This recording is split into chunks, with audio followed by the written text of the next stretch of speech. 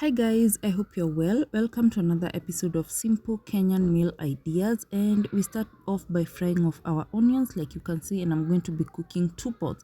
So on one pot I'll be making rice, and on the other pot I'll be making a bean stew. So as the onions cooked for the rice, I just added some grated carrots like you see here, and then you're going to give that a good stir. Add a small amount of salt and keep stirring to ensure that the onions and the carrots are together. Now onto another pot, I just added a small amount of onions, and to that I added grated ginger and garlic, and after that give that a good stir and back to the rice. After the carrots have cooked, I just added my cleaned rice, and after that give that a good mix before adding in my measured water. You're just going to let this cook on very low flame. Just do not add a lot of water. Measure 1 cup equals to 1 cup rice is equal to 2 cups of water. Just add it appropriately, and then you're just going to let it cook. So on this series guys, I'll be sharing very simple meal ideas that you can make for lunch or for dinner. So like I had mentioned earlier, I'm again cooking the bean stew on this other pot. Once the onions and the garlic has cooked, like you see here, crush in some beef cubes. You can add any seasoning that you like at this point, and be sure be sure to taste your seasoning. And after the onions and the garlic and the spices have cooked, add blended tomatoes, and I had blended 1 hoho and 3 large tomatoes with a small amount of water. And as soon as this mixture starts boiling like you see here, I just went ahead and added my beans. I used frozen beans as that is what I had at hand, and these are yellow beans. You can use any other kind of beans that you've got at hand. Just added that, and then I added Roycom Chuzi mix that I have mixed with water like you can see here, and then added more water just to ensure that it is enough to make a proper stew.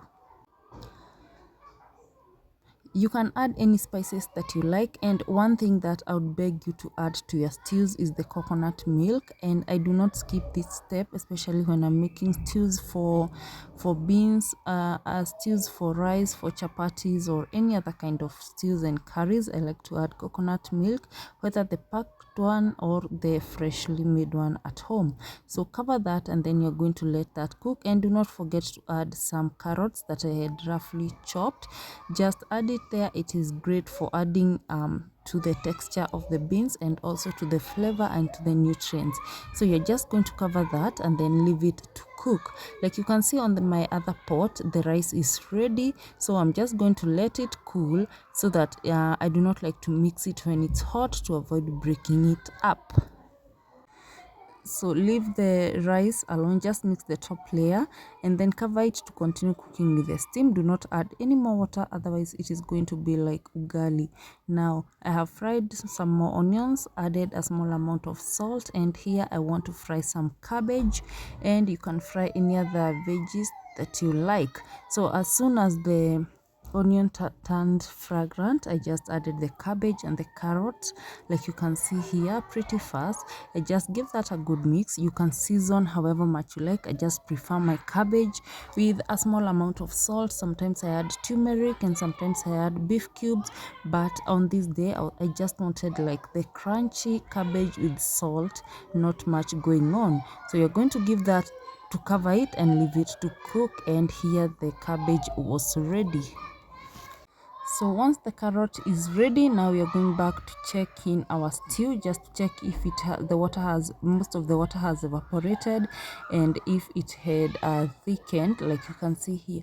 And one thing that I like to add is cornstarch, but on this day I do not have any at hand, but the stew still thickened because of the tomatoes that I added before. Now here just garnish with some dania, and then you're going to cover it for like 2 seconds, and then it will be ready to serve. And here is the meal guys. You can make this meal in less than 40 minutes. It will be ready. You can make it for lunch or for dinner. It is delicious and absolutely nutritious. I love it. I love to make it for my kids, and my whole family loves it. Thank you so much for watching this video. Kindly watch another video on this channel. Support my channel, like my videos, and until next time, bye bye.